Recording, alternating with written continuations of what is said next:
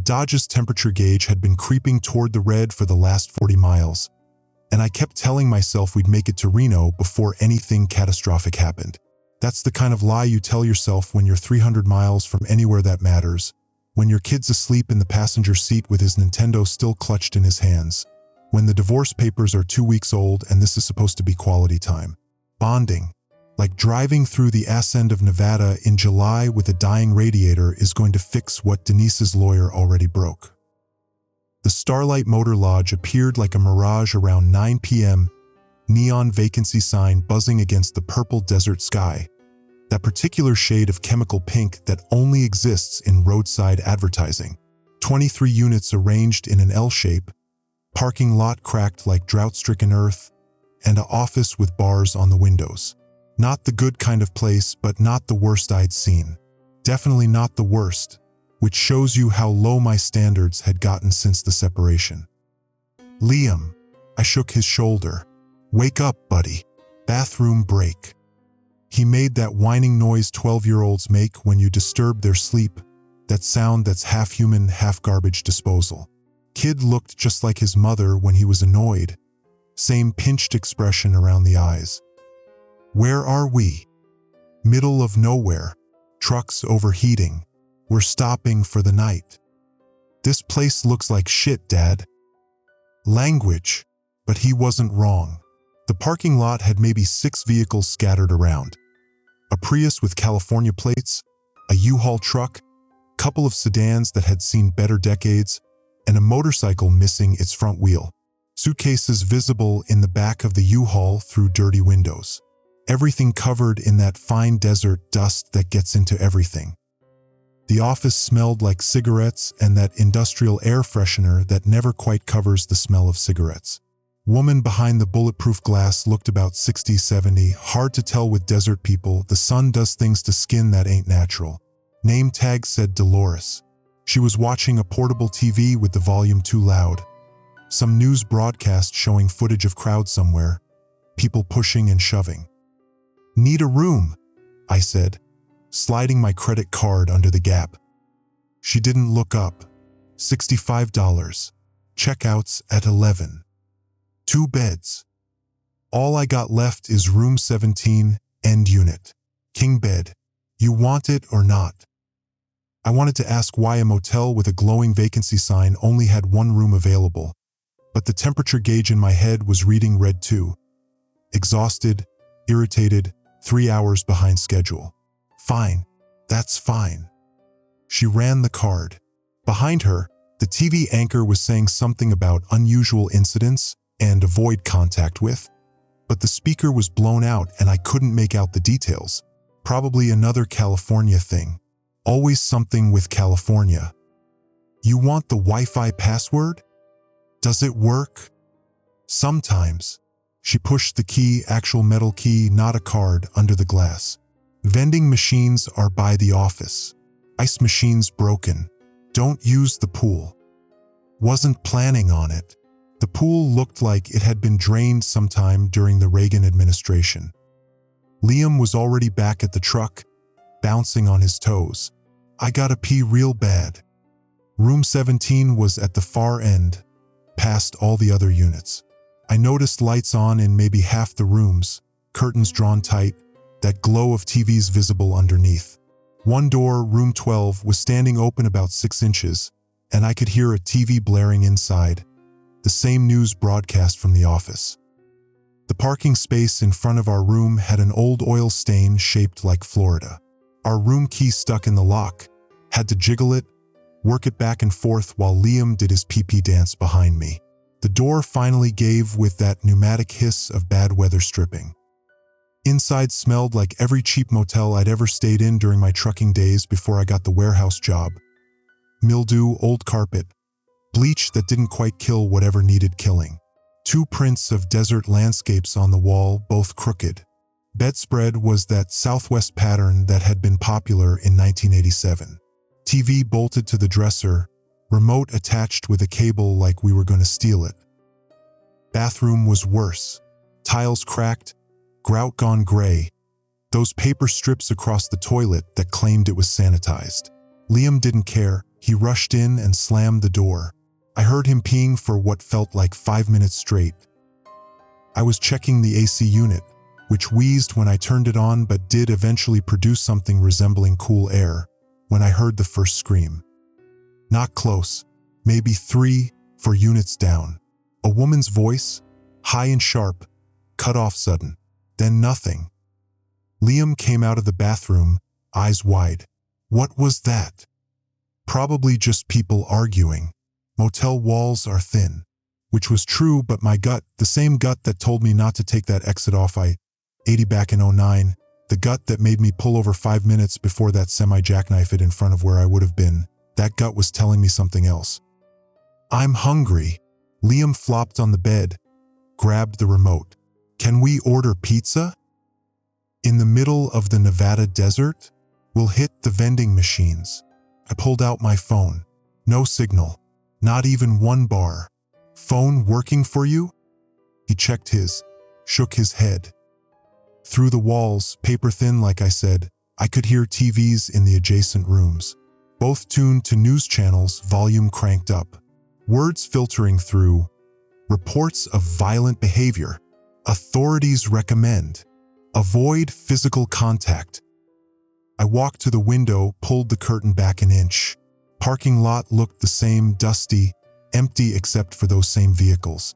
But the door to room 12, the one that had been open before, was now closed. And the light was off. Another sound. Closer this time. Not a scream exactly. More like a gurgling moan. The sound a dog makes when it's been hit by a car and doesn't understand why everything hurts. Followed by a thump against a wall, then silence. Dad! Liam's voice had that edge to it, that frequency that went straight to the part of my brain that had been on high alert since he was born. Protector mode. It's fine. Just stay inside. I grabbed the room key. I'm going to the vending machines. Lock the door behind me. Don't open it for anyone but me. I want to come with you. Liam. I'm not staying here alone. What if? Fine. Fine. But stay close. The air outside hit us like opening an oven, still 90 degrees even this late. Desert cooling down slow, heat stored in the concrete and asphalt. The neon vacancy sign buzzed overhead, throwing pink light across everything, making shadows twist wrong. The vending machines were in a little alcove next to the office. I could see Dolores through the window, still watching her TV, but she'd moved closer to the screen, face pressed almost against the glass. I was feeding dollar bills into the machine. Liam wanted Cheetos and a Coke. Naturally, when I heard footsteps behind us, heavy, dragging, the sound of someone walking who'd forgotten how walking works. Turned around. Guy in a Hawaiian shirt stood about 15 feet away, just outside the light from the vending machines. Couldn't see his face clearly, backlit by the pink neon, but something was wrong with how he stood. Tilted like a store mannequin someone had positioned badly. Arms hanging too loose. Head cocked at an angle that made my neck hurt just looking at it. Evening, I said. Automatic politeness, the kind you deploy when you're not sure if you're looking at drunk or dangerous. He didn't respond, just stood there swaying slightly. Then he stepped into the light and I saw his face. Mouth hanging open. Eyes. Jesus Christ, his eyes were completely red, like someone had filled them with blood. Skin gray-white, the color of 3-day-old fish. And his neck. There was something wrong with his neck, torn skin, and he lurched forward, mouth opening wider, and that gurgling moan came out again. Back to the room. Now. I grabbed Liam's arm, pulled him behind me. The Cheetos fell, bag exploding orange powder across the concrete. The guy in the Hawaiian shirt stumbled, caught himself against the vending machine, left a smear of something dark across the glass. Then he came at us again, faster this time, that moan rising to something higher, hungrier. I shoved Liam toward room 17. Run, run. We ran. Behind us, I heard more sounds. Doors opening. More moaning, multiple voices now rising from different units. And underneath it all, that goddamn news broadcast filtering through walls. Some anchor saying the words I'd been trying not to hear. Confirmed cases of rabies-like infection. Extreme aggression.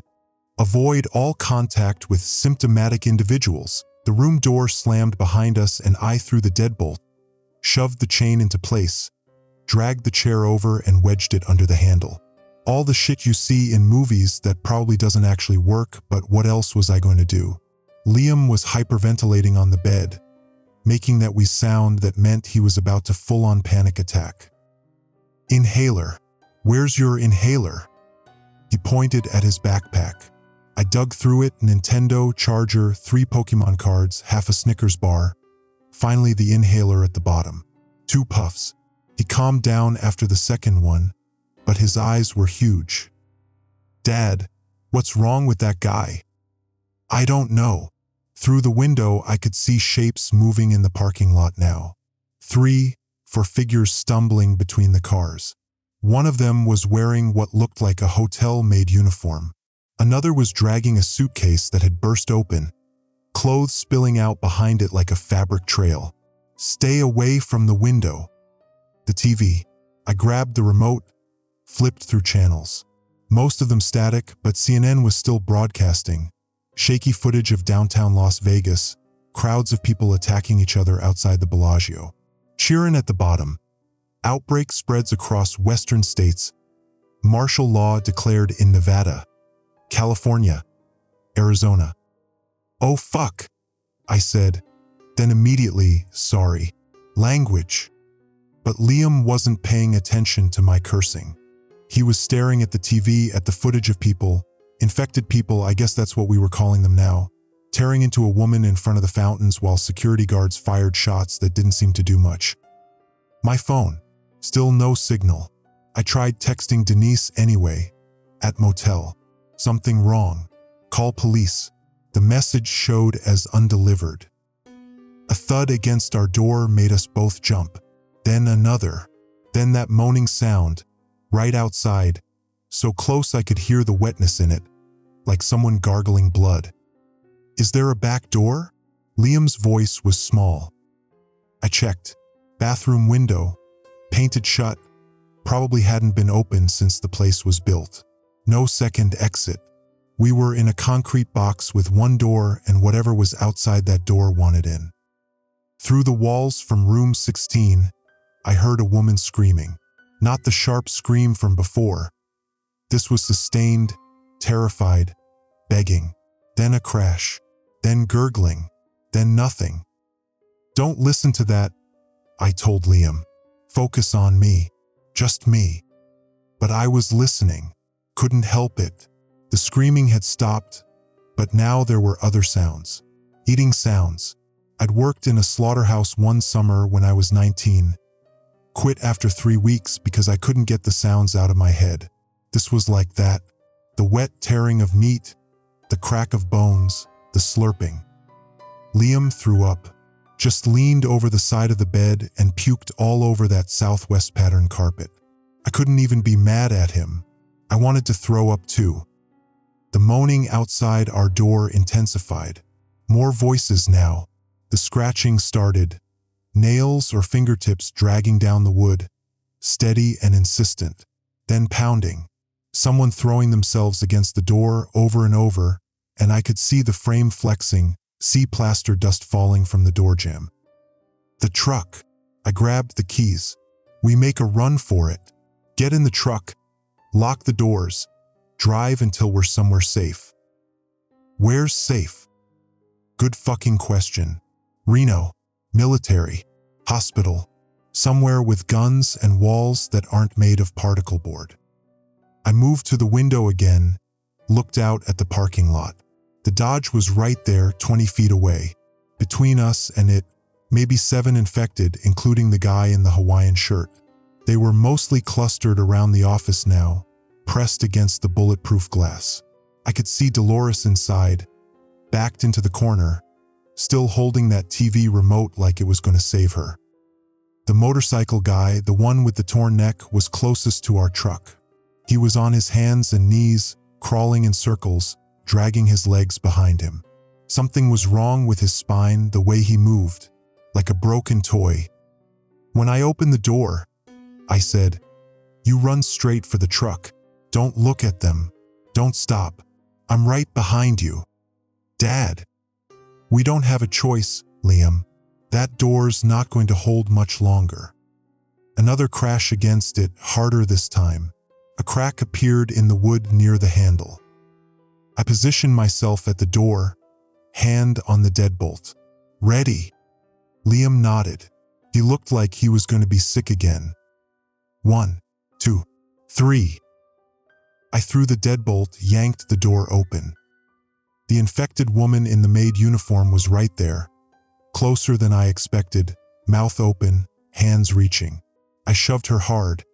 She felt wrong, too light, like she was mostly hollow, and she stumbled backward into the guy behind her. "Go, go, go." Liam ran. I was right behind him, keys in hand, pressing the unlock button. That blessed chirp and flash of lights. The motorcycle guy looked up at the sound, started crawling toward us faster. Liam reached the passenger door, yanked it open, threw himself inside. I made it to the driver's side just as Hawaiian shirt guy grabbed my arm. His grip was strong, stronger than it should have been. I could feel his fingers digging in, nails breaking skin. His face was right there, inches from mine, mouth opening to show teeth stained dark, that gurgling moan rising from his throat. His breath smelled like rotten meat left in the sun. Punched him, straight to the face, hard as I could. My knuckles hit teeth and his head snapped back, but he didn't let go. Just pulled me closer. The screwdriver. I keep a flathead in the door pocket. Had it in there for the last 6 months because the dashboard rattles and I kept meaning to tighten something. I grabbed it, drove it into his hand. He let go. I fell back against the truck, scrambled for the door handle, threw myself inside and hit the locks just as 3 more infected reached us. They slammed against the windows, hands slapping the glass, faces pressed close. The woman in the maid uniform's nose was mashed flat, leaving a smear of blood and mucus. Liam was crying. I was shaking so bad I could barely get the key in the ignition. Engine turned over. Thank Christ. I threw it in reverse, stomped the gas. We hit something. I felt the thump, saw a body go under the wheels in the rear view. Didn't care. Kept going, swung the truck around toward the exit. The office door exploded outward in a shower of safety glass. Dolores came out backward, 4 of them on her, pulling her down. She was still holding that remote. The TV was still playing behind her, anchor still talking about outbreak protocols and safe zones that didn't exist. I looked away, focused on the exit, on the highway, on getting us out. Except there was a U-Haul truck blocking the exit, parked at an angle, completely blocking the narrow driveway. And there were more of them, infected, stumbling toward us from the highway, drawn by the sound of our engine. "Dad, we can't get out." "I see it. I fucking see it." The parking lot. I whipped the truck around, looking for another way. But the motel was built into a natural dip in the terrain. Desert hills rising on 3 sides, highway on the 4th. The only way out was through that blocked exit. Or through the motel itself.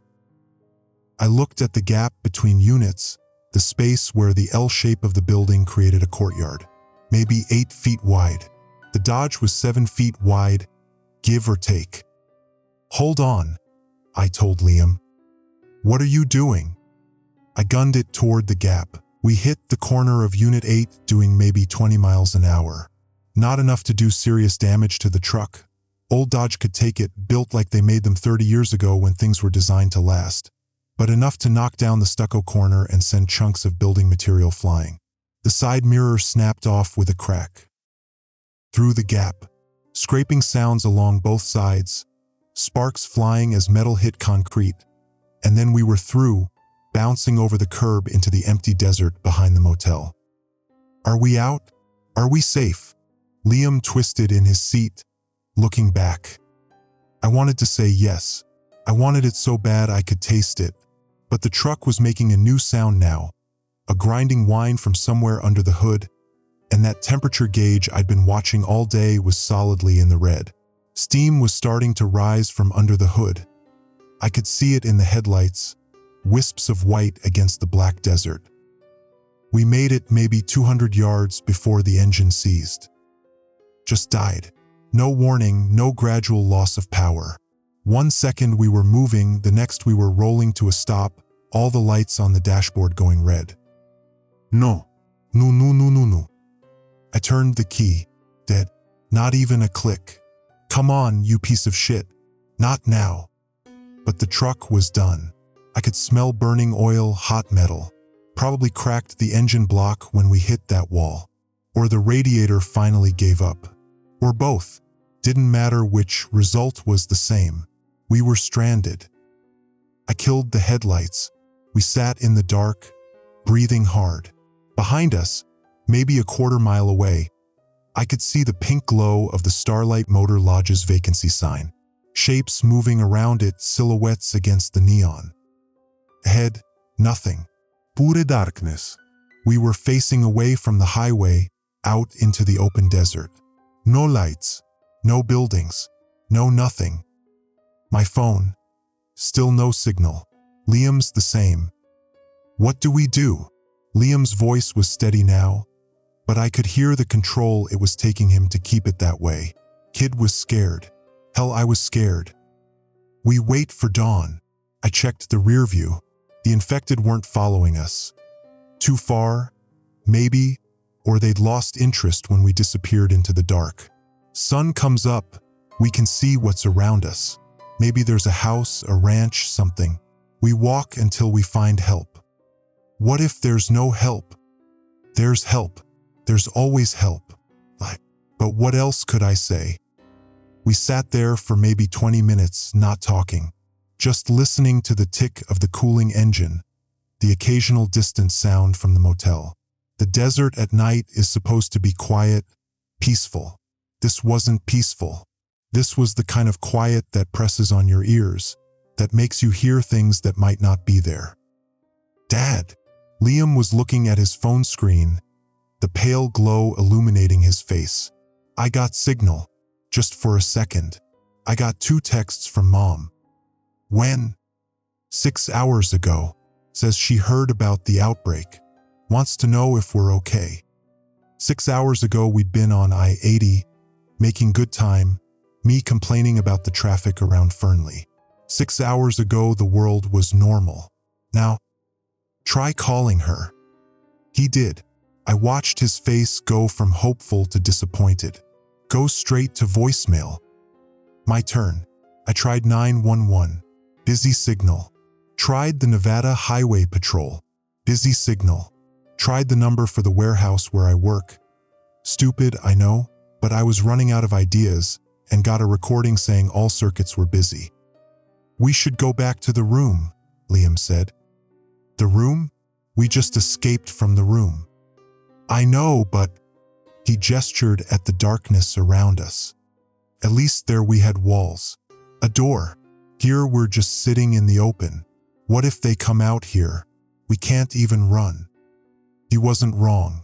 The truck was protection, but only as long as the windows held. And if a group of them decided to come looking, they'd eventually break through. Then we'd be trapped.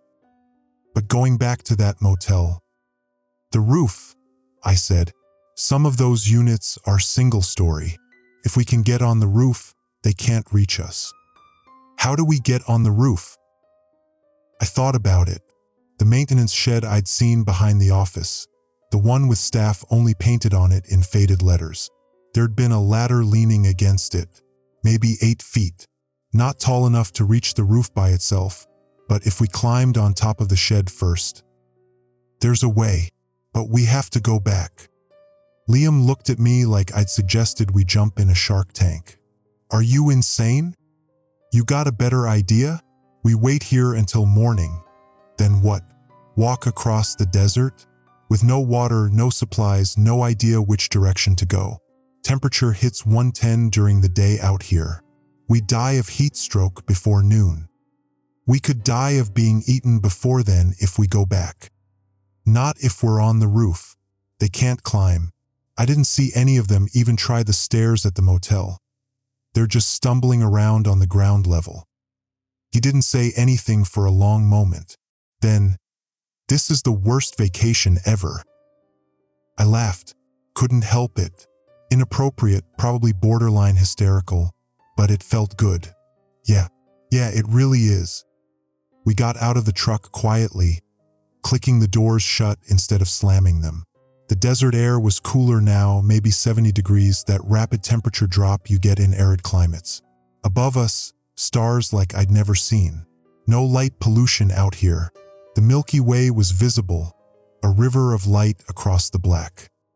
Beautiful. Would have been beautiful anyway if we weren't potentially about to die. I'd grabbed the tire iron from the truck bed. Not much of a weapon, but better than nothing. Liam had the screwdriver I'd stabbed Hawaiian shirt guy with. Still had blood on it. His blood now, I guess, or whatever passed for blood in those things.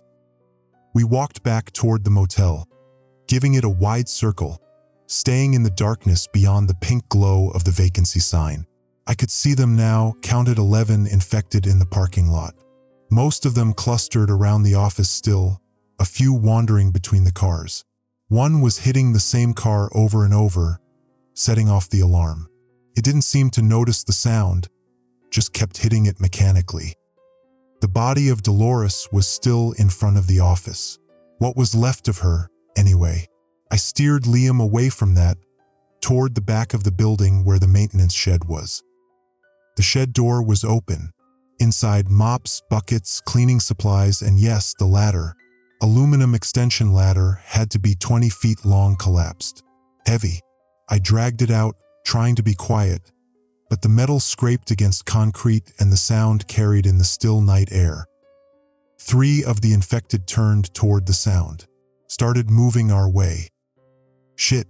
Liam, help me with this. We got the ladder up, extended, leaned against the side of the shed. I went up first, pulled myself onto the shed roof, then reached down for Liam. He climbed up, handed me the ladder, and I repositioned it against the motel roof.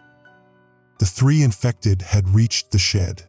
They were pawing at the walls, looking up at us with those red eyes. One of them tried to climb, got about 3 feet up the ladder before its coordination failed and it fell backward. Tried again with the same result. "They can't climb," Liam whispered. "You were right. Get up on the motel roof. Quick." He went up. I followed, pulling the ladder up after us. No way I was leaving it for them to figure out. The motel roof was flat, covered in tar paper and gravel. Patches visible where they'd tried to fix leaks. An old satellite dish that looked like it hadn't worked since the first Bush administration. And air conditioning units, 3 of them all running, filling the night with their mechanical hum. We were directly above room 11 if I'd counted right. I could hear the TV from below, still broadcasting news.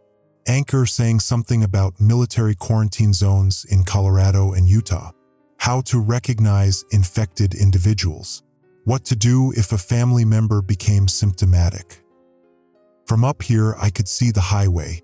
Cars passing, not many, but some. Life continuing out there, people who didn't know yet or were trying to escape.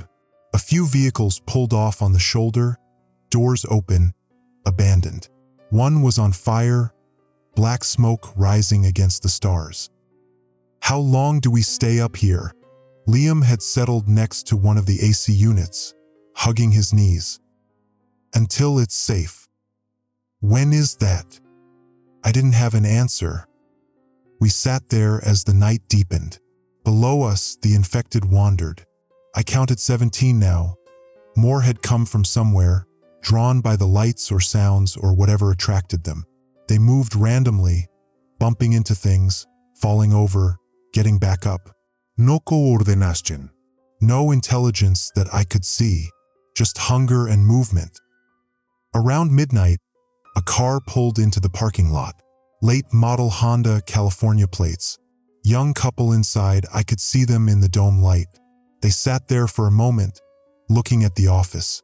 The woman was saying something to the man, gesturing. Then the man got out. "No," I said, not loud. He couldn't hear me anyway. "Don't. Get back in the car." He walked toward the office. The infected turned toward him. He saw them, stopped, started backing up. They rushed him. He ran, but not toward the car. Away from it, deeper into the parking lot. Wrong direction. They caught him in front of room 15. I couldn't see what happened next. Too many of them, too dark, but I could hear the screams. The woman got out of the car, started running toward him. I wanted to yell at her to stop, to stay in the car, to drive away. But what good would it do? Too far, too late.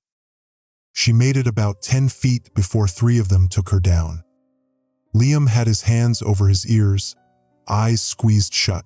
I put my arm around him, pulled him close, wished I could cover his ears too, block out the sounds. But I was hearing them too, would hear them for the rest of my life, however long that turned out to be. Eventually the screaming stopped. Eventually it was quiet again. Eventually I noticed the vacancy sign had gone out. The pink light that had illuminated everything was dead, and now there was just darkness and stars and the distant sounds of movement below. "Dad," Liam whispered. "I'm sorry I said you were a bad father during the custody thing." "Liam, I didn't mean it. I was mad at you and Mom for splitting up, and I said it because I knew it would hurt you. But you're not. You're a good dad." I pulled him tighter. "You're a good kid. Best thing I ever did, you know that?" He nodded against my chest. We stayed like that for a long time, waiting for dawn. I must have dozed off at some point because when I opened my eyes, the sky was gray, and the air had that pre-dawn chill that disappears as soon as the sun touches the horizon.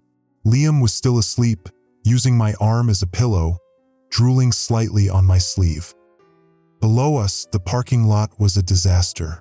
The couple's Honda sat with both doors open, interior light dead now. Bodies on the ground I counted for, though it was hard to tell. The infected had scattered. I could see a few of them in the distance, walking toward the highway. Others had collapsed where they stood, lying motionless. Dead, or just dormant? I couldn't tell from up here. My phone showed 6:23 a.m. Still no signal. I shook Liam awake gently. "Sun's coming up. We need to figure out our next move." He sat up, looked around, remembered where we were. Did they leave? Some of them, not all. From our elevated position, I could see for miles. Desert stretched in every direction. Scrub brush, rock formations, the highway cutting through like a black ribbon. About 3 miles west, I could see buildings. Small cluster, maybe a town or ranch. Smoke rising from one of them. "There," I pointed. "We head that way. Stay off the highway, too exposed. Cut across the desert." 3 miles in this heat? "Dad, I don't know if I can." "You can. You're going to have to." Movement below. Not the infected, these shapes were different. Human. Moving with purpose, not the shambling gait of the others. 2 men emerged from behind the office, both carrying weapons. One had a shotgun, the other a hunting rifle.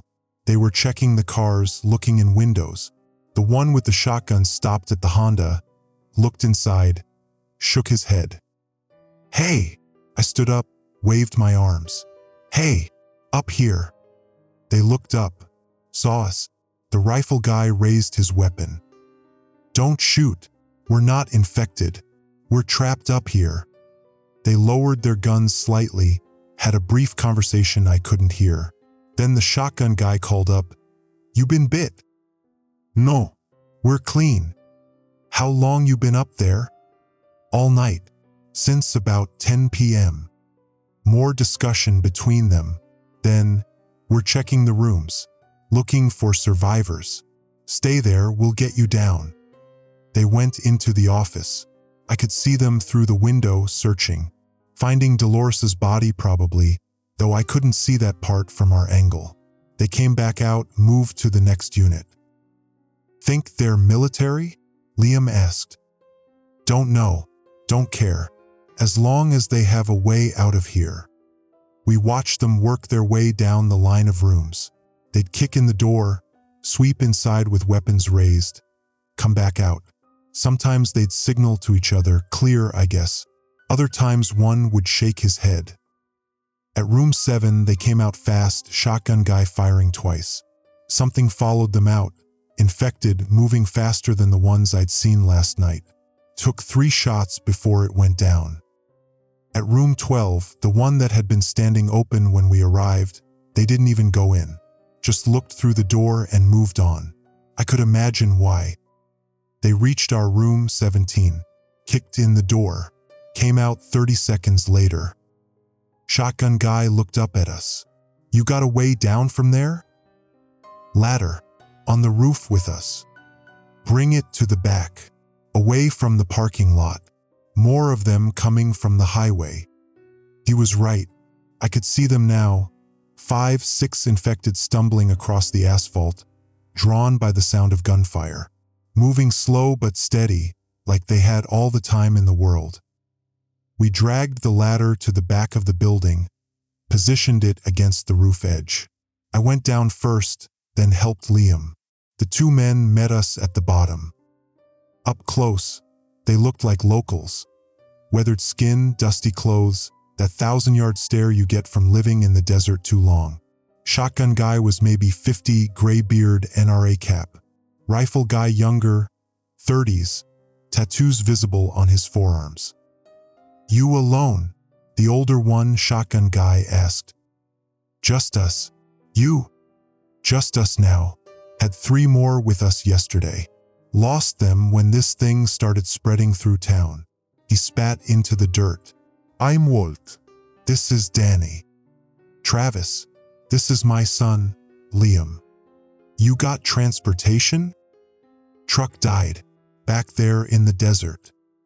Walt nodded like he'd expected that answer. We're on foot too.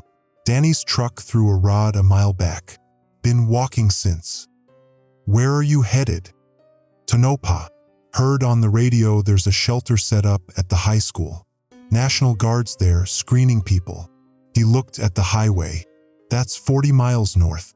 Long walk. But what choice we got? The radio's still working? Was. Lost signal about an hour ago. But before that, yeah, they were broadcasting shelter locations. Tonopah, Ely, couple others. Danny was scanning the desert behind us, rifle ready. We should move. Sun's up, heat's coming. We got maybe 4 hours before it's too hot to travel safely. What about water? I'd left our supplies in the truck. Stupid, panic decision. Walt unslung a backpack. Got 6 bottles. Not much, but it'll get us started. There's a rest stop about 12 miles up. We can refill there, assuming it's not overrun. We started walking. Walt took point, Danny at the rear, me and Liam in the middle. The desert floor was rough.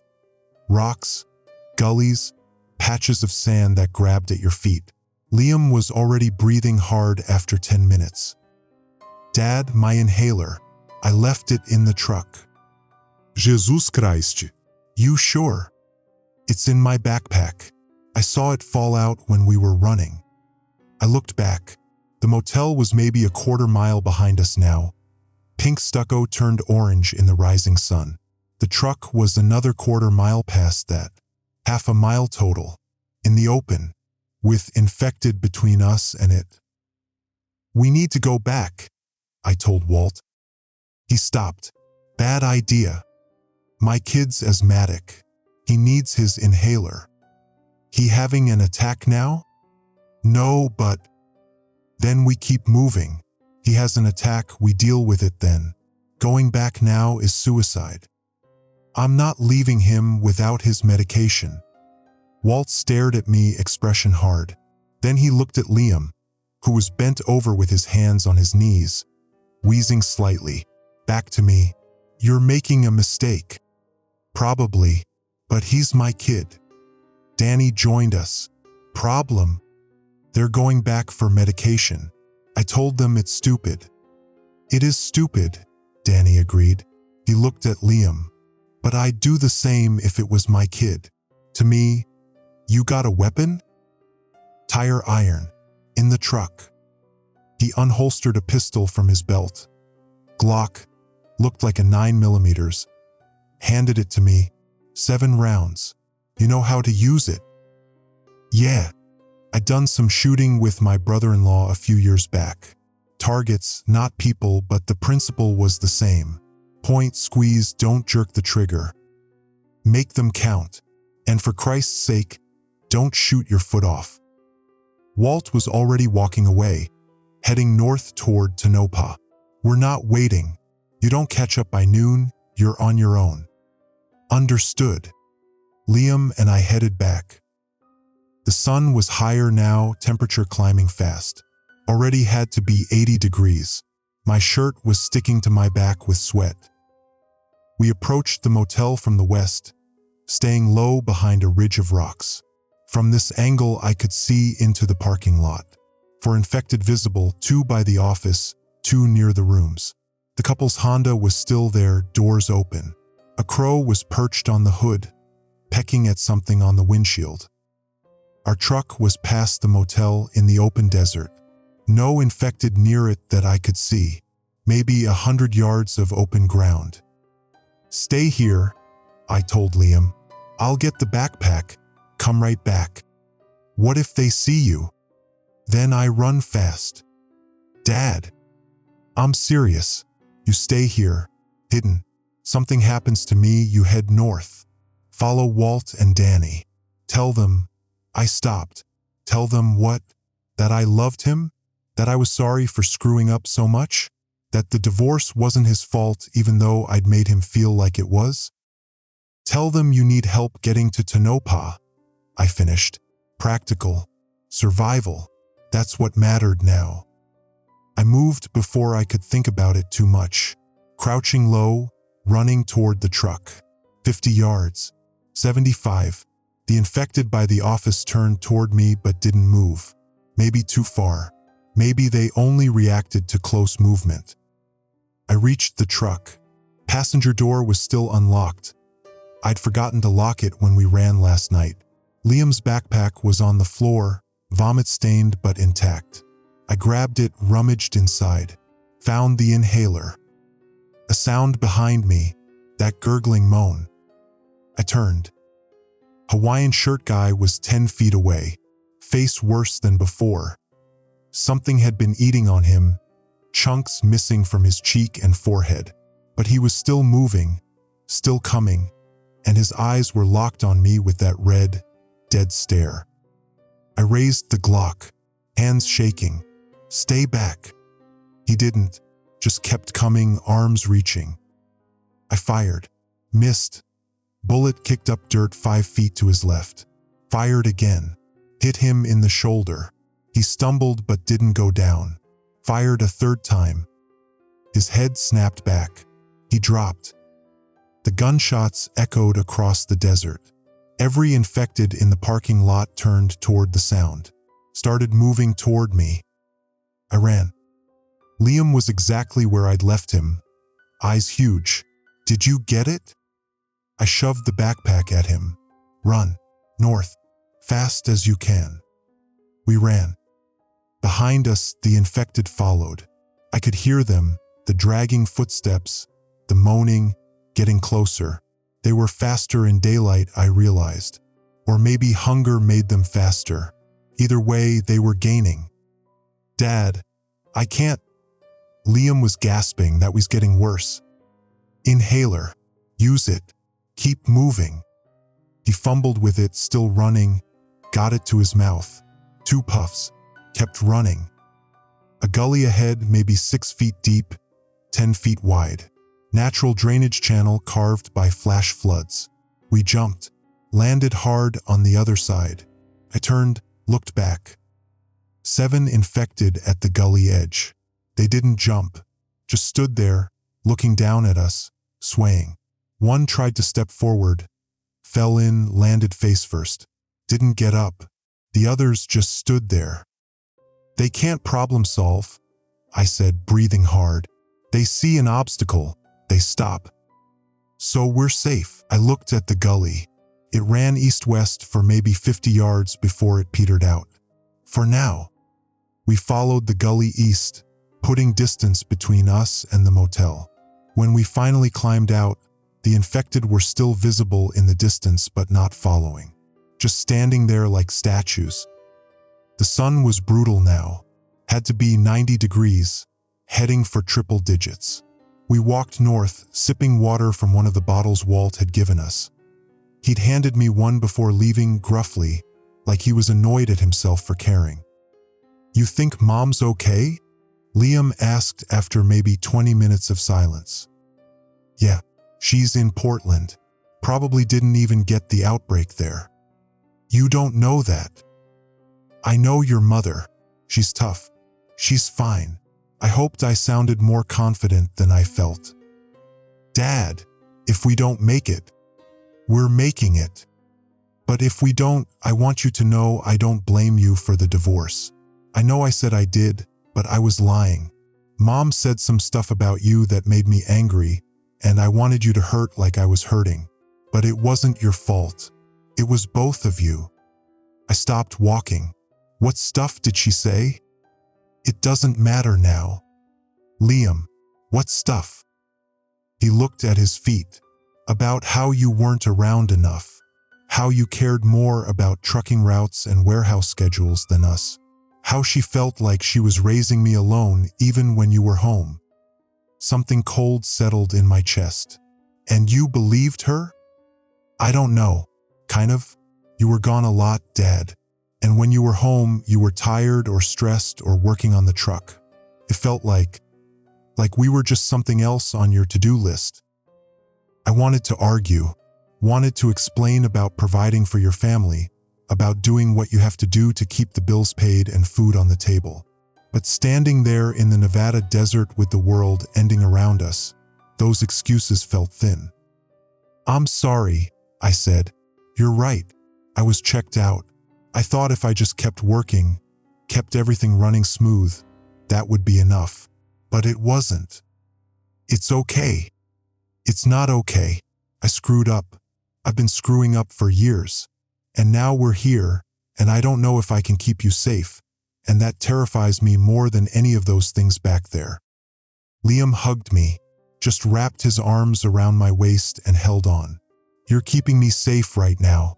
That's what matters." We stood like that for a minute. Then we started walking again. We caught up to Walt and Danny around 11 a.m., found them sheltering under an overhang of rock that provided maybe 3 feet of shade. The temperature had to be over 100 now. The desert shimmered, heat rising in waves that made everything in the distance waver like a mirage. "You made it," Danny said, sounded surprised, maybe a little impressed. "Barely." I handed him back his Glock. "Used 3 rounds. Any trouble?" "Nothing we couldn't handle. But I was getting good at those." We rested for 20 minutes, sipping water carefully. Walt had been right, we were running low, for bottles left between the 4 of us, and we'd only covered maybe 8 miles. 32 more to go. "The rest stop," I said. "How far?" "For miles, give or take." Walt was studying the horizon. "Should hit it by 1:30. Question is whether there's still water there. And whether there's infected," Danny added. We started moving again. Liam was struggling. I could see it in how he placed his feet, the way he leaned forward like he was walking into wind.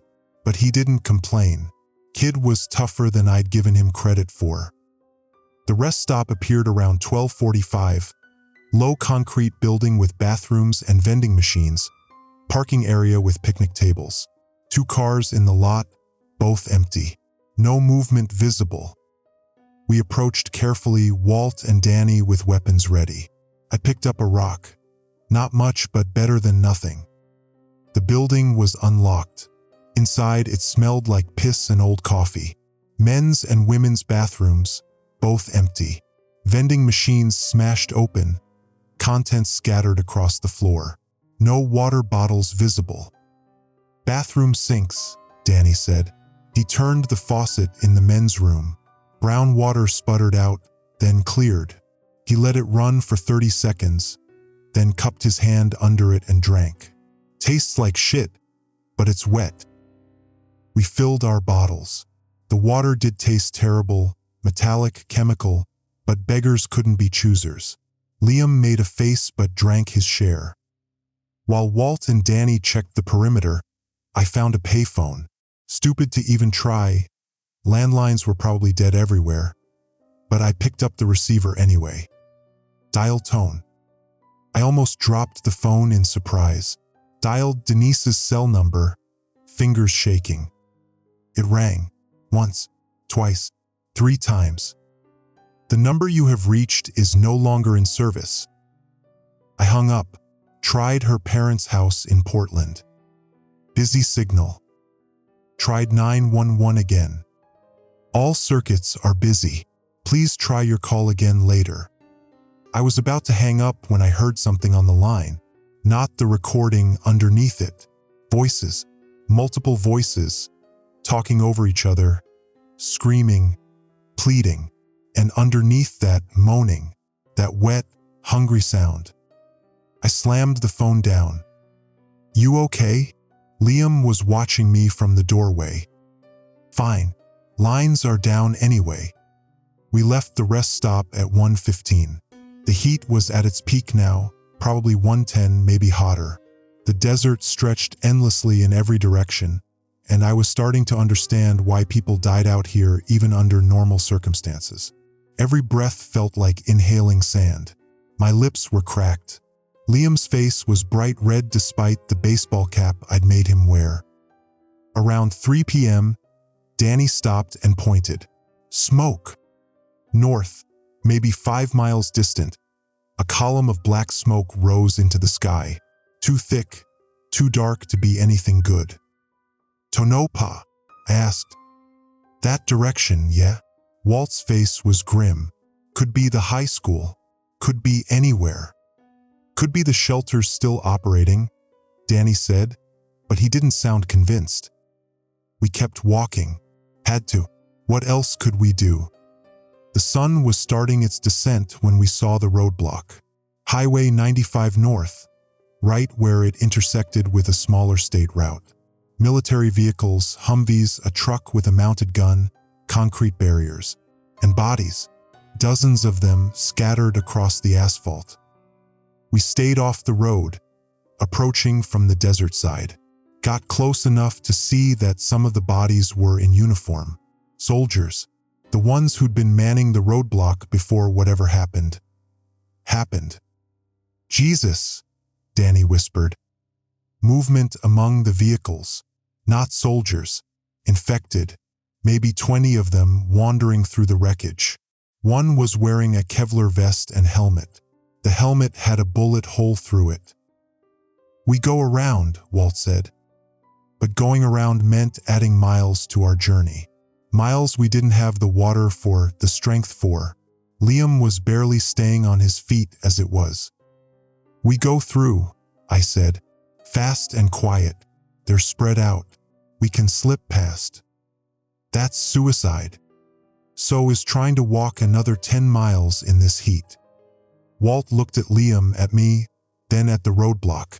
You're going to get your kid killed. Better than watching him die of heat stroke. Silence. Then Danny, I'll go with them. Walt, you circle around. We'll meet on the north side. Danny. He's right.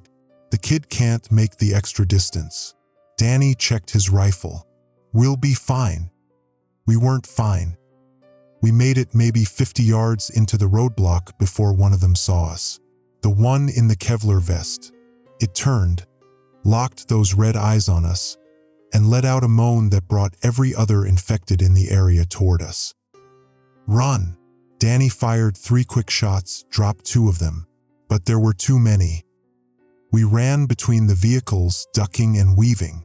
Behind us, gunfire. Walt had circled around, was shooting from the other side, trying to draw them off. It worked partially. Half the infected turned toward his position.